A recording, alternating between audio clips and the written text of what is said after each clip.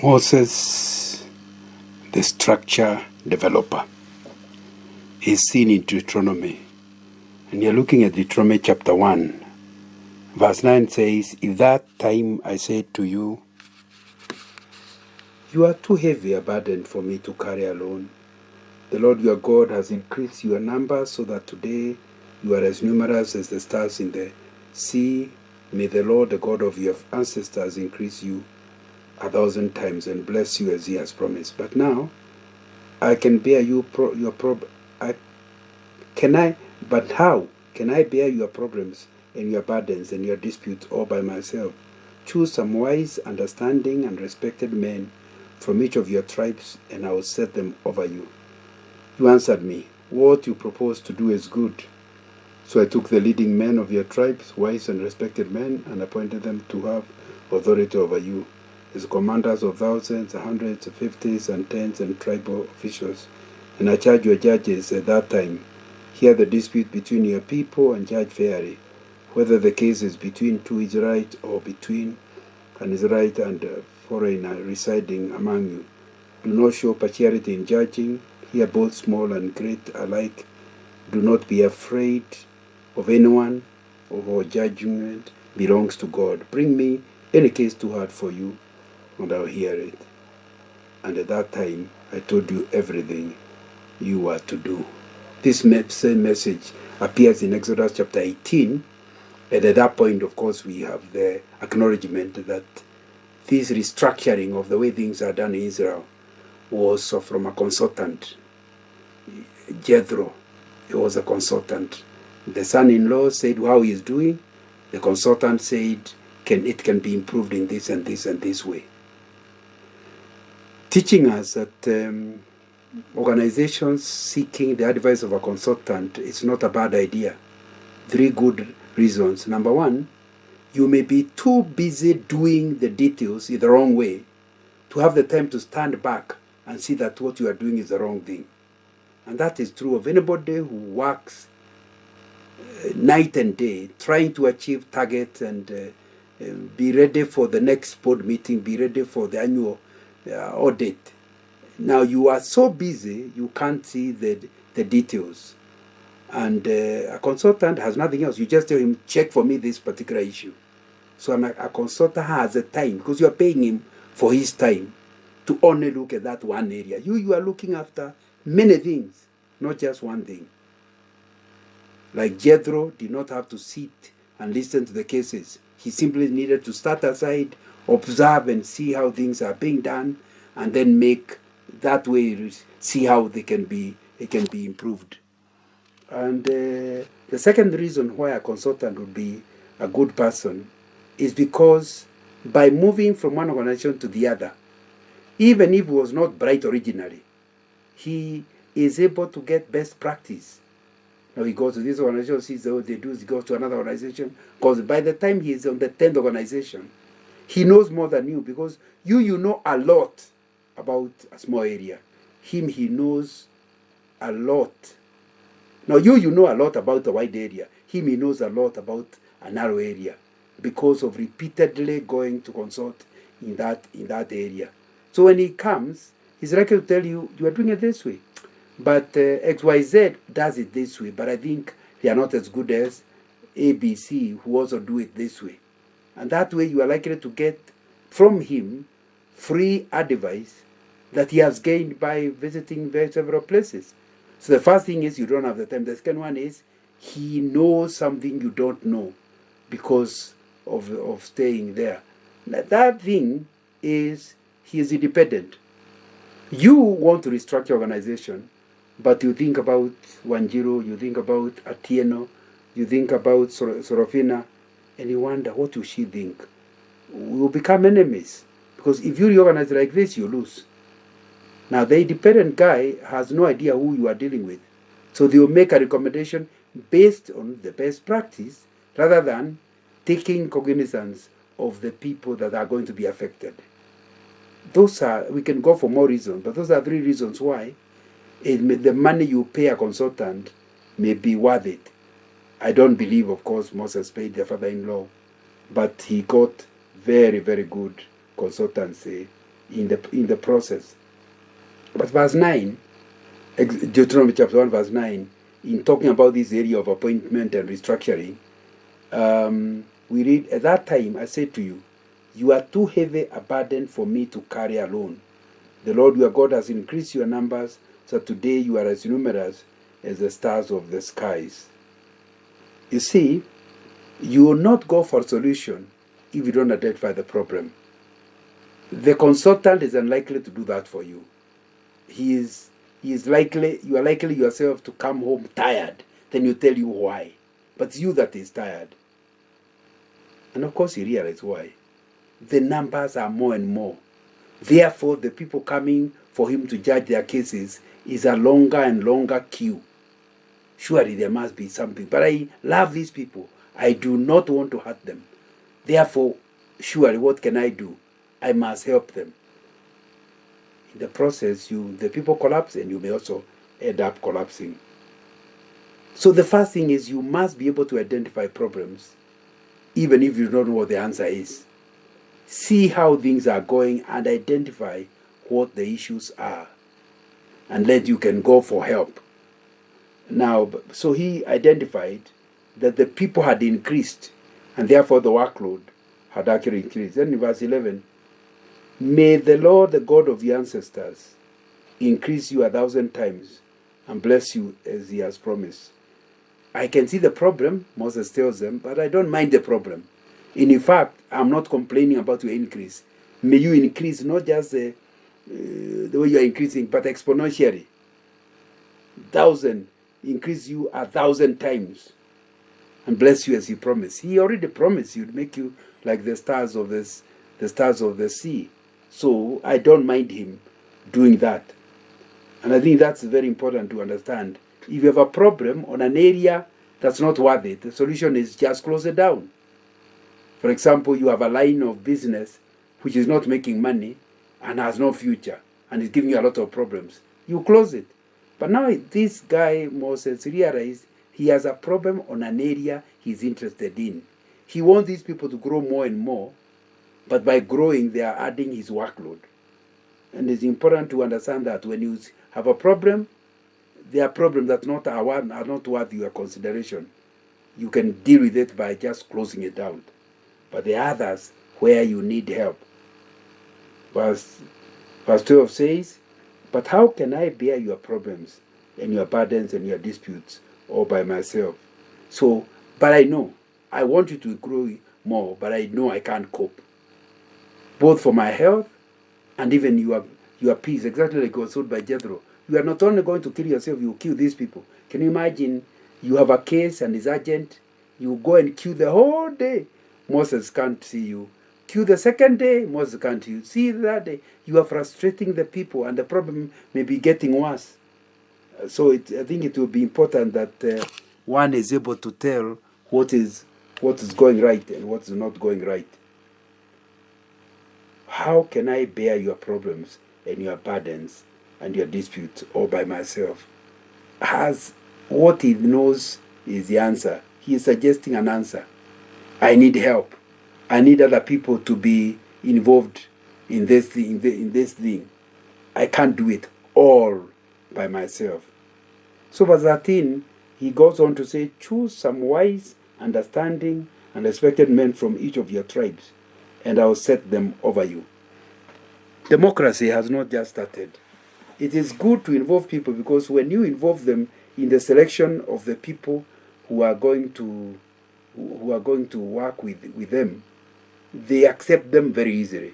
If you just simply appoint without involving the people, there'll be a problem. And you can see in this sign, he tells them, choose some of your leaders. Although he is the one to appoint, but they are the ones to choose. Then you appoint them.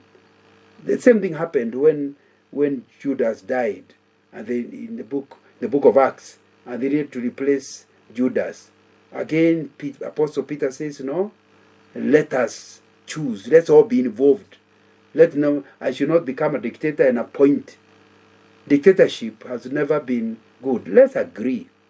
Democracy is not a very good form of government.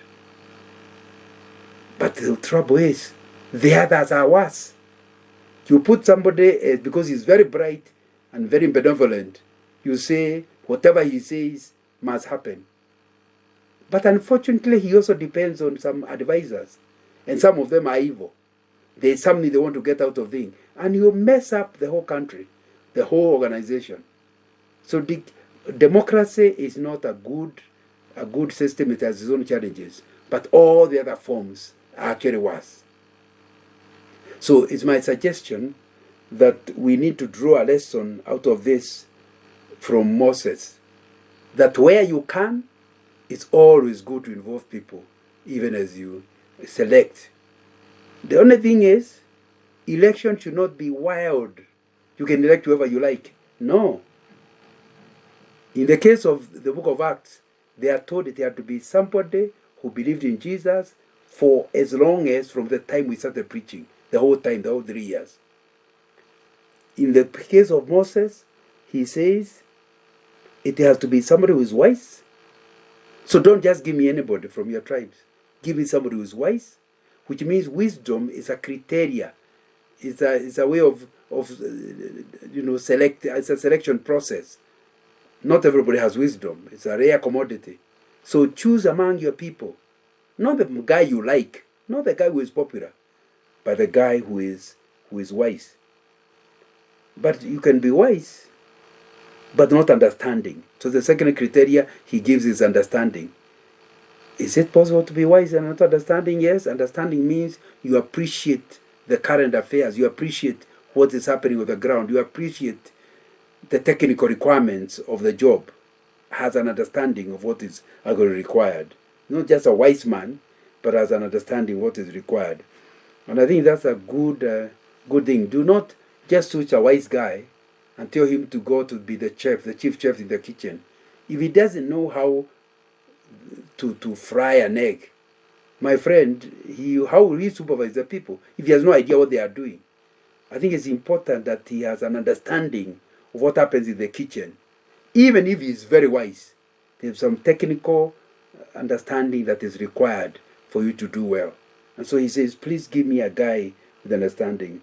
Then verse 13 continues to say, he has to be respected. Don't give me somebody who nobody wants to talk to, who nobody respects. And that respect word is a very difficult word. Because to respect means that guy is a good guy. To respect means that guy is knowledgeable. To respect means that guy is fair. Then I can respect him. But if I think your judgment are going to be partial, that your judgment is favoritism, I'm unlikely to respect your judgments. So I'm unlikely to respect you. And people know each other. They have been living in the village as they have traveled from Egypt together. So they know who is this person who is respected. And that's very important. Let me ask you, do you normally just tell the people, choose for me one person? Or do you go through this checklist? You give them a checklist. That means when they finally bring the people they are nominating, you go checking. Okay, sorry, we can't pick this one. He is missing in this area. I told you to give me people of this type. So I think it's important to start seeing the value of this selection process. So if you want to have an organized group, you must have not one leader, but multiple leaders. But they must meet a certain criteria. For Moses, the criteria of wisdom, understanding, and respect was what he actually used.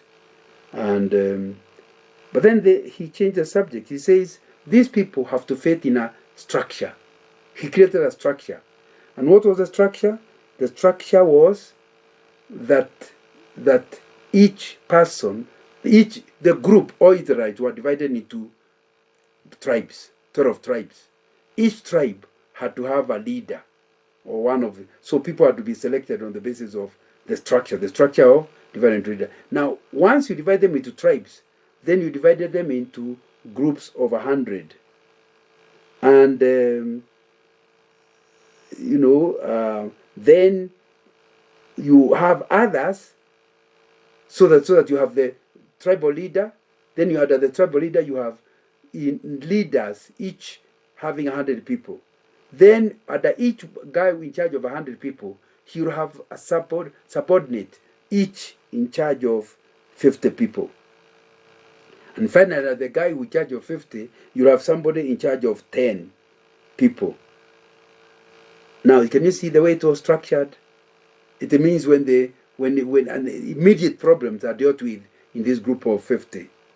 But if they get worse, they are handed over to the group, the guy in charge of 100. If it's harder than that, it's escalated to the tribal leader. But beyond that, the thing has to come to Moses himself. You know, in the process, which is the theory of delegation, Moses will be able to deal with what matters, because small problems are no longer reaching his level. His pay grade is much higher to be getting bothered by things that could have been dealt with by the leader of 100. This is what they call in management division of labor. And I think it's a very, very, very important thing. Somebody said, and I agree with him, everybody's work is actually nobody's work. If you actually give work, you 100 people, go and do that. And there is no structure. You have a supervisor, yes, but there's no structure. It will be a very difficult job. Everybody's work is nobody's work. So you need to divide them to say, you are in charge of this, you're in charge of this, in charge of that. That's what Nehemiah did in creating the wall. And he was able to do the wall of Jerusalem in 52 days. How did he do it? Each person was in charge of a specific thing. So it was clear, if this gate is not done, this is the one we shall hold accountable. It was not for everybody to do everything. And I think it's a very important thing. This Moses leadership, you can see, is very useful in terms of organizational structuring. And you need to ask yourself whether you are at that level where you understand the value of structuring. It's not just enough to have good leaders. They need to be structured. 3 advantages of a structure. Number one, decisions are made at the highest level of competence. So a decision that requires this level of competence does not go to a higher level of competence. So decisions can be therefore faster. That's the advantage of structuring. Decisions made faster, and because they are being made faster, there is faster movement. And that's very, very, very, very important. So when you structure, you allow speed for the organization, because decisions are made at the lowest level of competence, therefore they are made faster, and therefore you can achieve the objectives of the organization much better. Secondly, when you have a structure and this idea of division of labor, you're also likely to allow people that work together already having team spirit to work together. And therefore there will be less makerere, there are less problems, interpersonal problems, because you're able to put people who agree or understand each other together. And so restructuring will help people. Like now, if they are from the same tribe, it will make it easier for them. So structuring will help to reduce the infighting. And I think that's an important thing.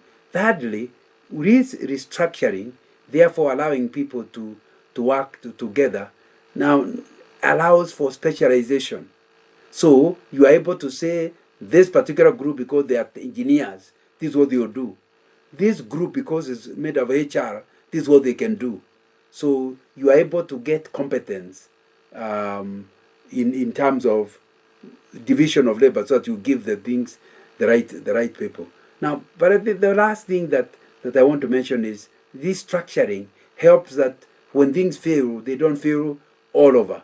You can be having a problem here. That's why the top leader will now come to only the group that is failing and assist it. There will be people that are working independently and hadn't ever need supervision or control by somebody. So you can see structuring is something that will be very, very, very useful. And Moses is saying, and remember Deuteronomy is a way of reminding people how they about the journey, what they did. Said, I restructured the way I was organizing you. And it's very clear why. And I think that will be important. So the people agreed in verse 14 that structuring would be good. So what you propose to do is good. The people said, he got a buy-in. And I think that's a very, very important thing. You must get a buy-in from the people. Don't just restructure. Still remember working somewhere and some foreigners said that they wanted their lunch hour to be from 12:30 to 1:30. Why? Because then they used to go to eat home, because they from the office to their homes was not very far, and therefore they wanted to go at 12:30 before people come out of the offices, and come back at 1:30 before people are going back. That way they don't have a lot of traffic jam. They never consulted anybody. However, clearly it couldn't work, because you during lunch hour is when you have told your son to come and see you. He will not be able to come at 12:30. He will come at 1. So in the process, a lot of people will not come back to work at 1:30. They will come at 2. It's like you have lengthened the lunch hour to 1.5 hours. All because you never consulted. People have told you, the majority have told you exactly what hour they actually want to be in.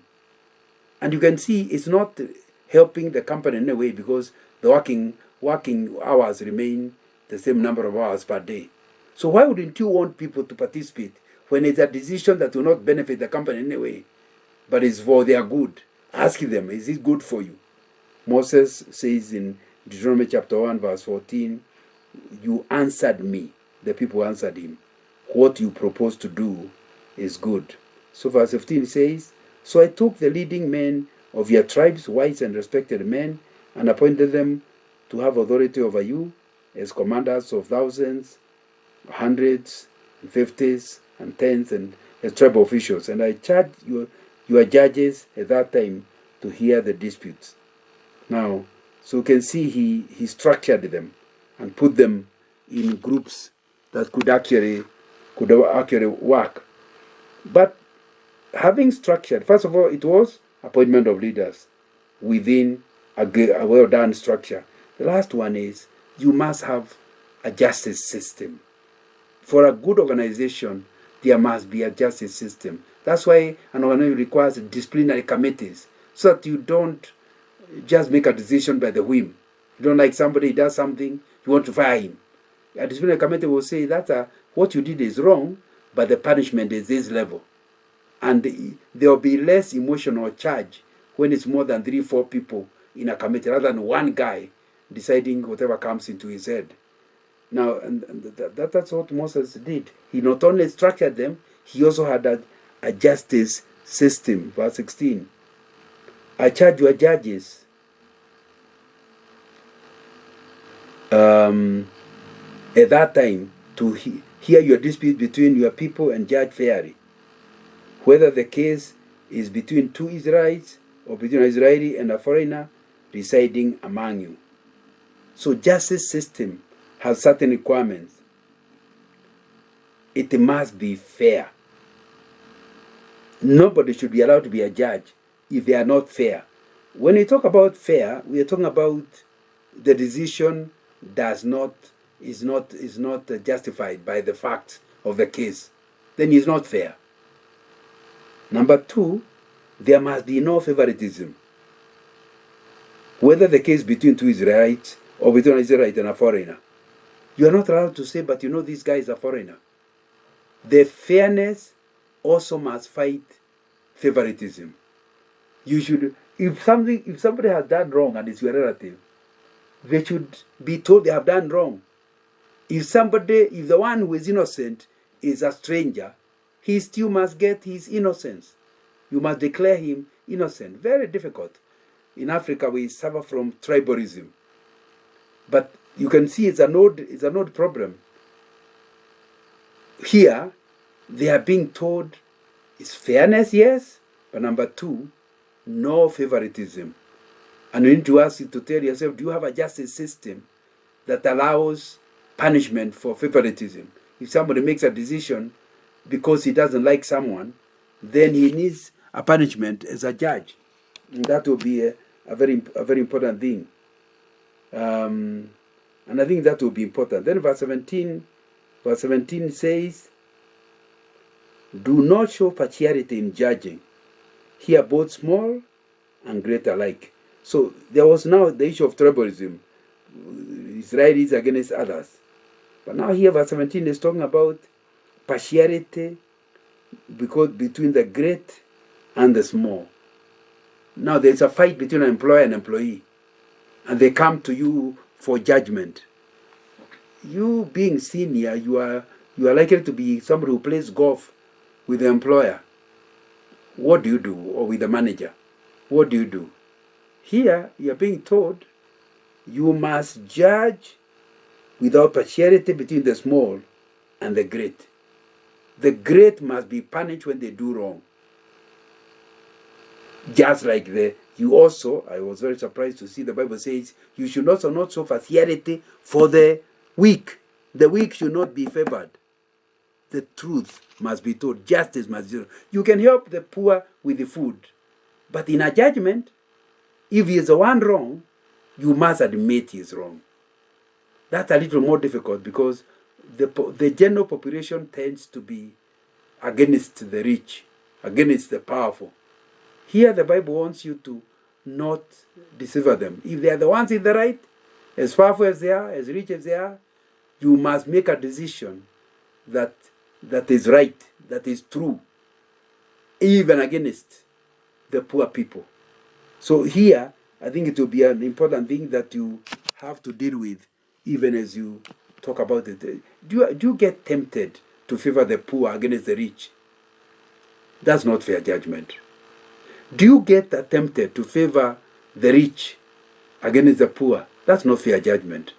A good judge is the one who is blind to the riches of the rich and the poverty of the poor. There is a place the same judge can come later and help the poor person out of the case. But in the actual case, he must judge fairly. That's how Israel is being organized. That's what Moses is structuring to get them so that the truth can actually be told, and that there will be less maneno, there will be less disagreements and infightings. Therefore, Israel can remain at peace. Many of the problems that we have are because of a bad justice system. If there's a bad justice system, people will kill each other. Because they say there's no need of taking him to court. Those courts cannot be relied on.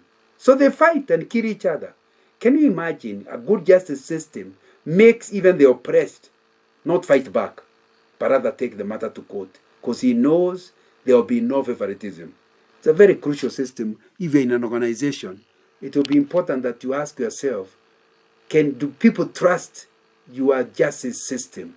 If they don't, you end up even bringing a whole organization down, as the people fight until the objective of the organization is never achieved. So, he goes on to say, do not be afraid of anyone. Wow, these judges are a problem. You not only must be fair, you must not fear. Because some people are fair until they are afraid. So, if you make a wrong judgment, I'm going to report you to the president. If you make a wrong judgment, the shareholders are my relatives. No. You better at your own cost make a good judgment. That means you'll be thrown out. God will look after you. But you cannot make judgment out of fear. It will be important that you make judgment that tells the truth. So, not out of fear. Do not be afraid of anyone, for judging belongs to God.